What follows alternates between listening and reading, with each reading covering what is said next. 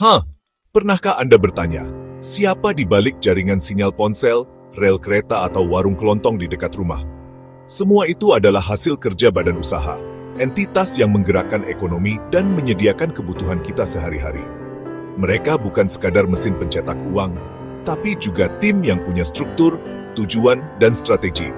Ada yang kecil seperti warung, ada yang raksasa bertaraf internasional. Memahami badan usaha berarti memahami bagaimana ekonomi berputar dan kehidupan berjalan. Jadi, mari kita telusuri lebih dalam apa yang membedakan satu badan usaha dengan yang lain. Mengapa ada yang milik perorangan, ada pula yang milik negara? Jawabannya akan membuka wawasan kita tentang kekuatan dan pengaruh di balik nama-nama besar yang membentuk Indonesia.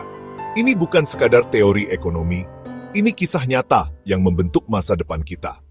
Badan usaha adalah identitas legal yang memberi hak dan kewajiban pada sebuah bisnis.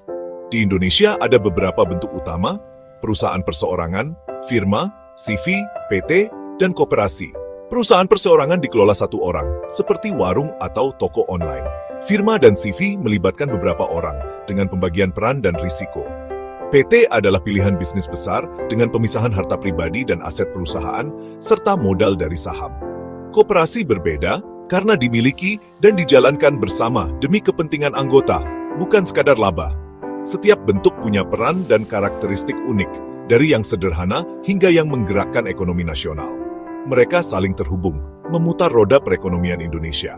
Inilah fondasi dunia usaha yang kita temui setiap hari. Badan usaha bukan hanya soal laba, mereka membuka lapangan kerja dan memberi harapan. Dari pabrik hingga startup, jutaan orang bergantung pada mereka untuk penghidupan. Mereka juga motor inovasi, aplikasi, layanan digital, dan produk sehari-hari lahir persaingan bisnis.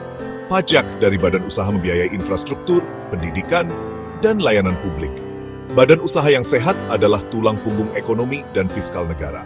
Namun, ada juga tantangan, isu ketenagakerjaan, persaingan tidak sehat, dan dampak lingkungan. Pemerintah dan masyarakat harus mengawasi agar bisnis berjalan adil dan bertanggung jawab.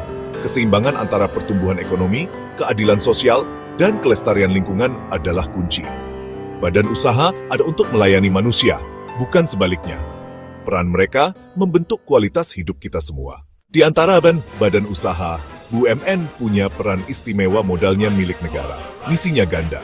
Mereka harus untung, tapi juga melayani kepentingan publik dan pembangunan nasional. Negara hadir lewat BUMN di sektor vital listrik, air, energi, transportasi, dan keuangan.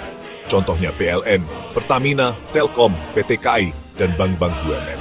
BUMN menjaga layanan dasar tetap terjangkau dan mencegah monopoli swasta.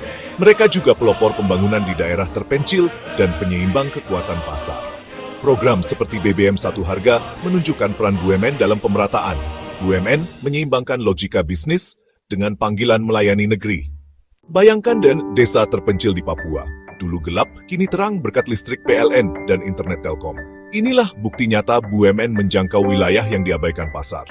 BUMN adalah alat negara untuk keadilan sosial dan intervensi pasar demi rakyat. Namun, tantangan tetap ada, inefisiensi, korupsi, dan intervensi politik. Beberapa BUMN justru menjadi beban negara. Pertanyaan kritis, apakah BUMN sudah dikelola profesional dan transparan?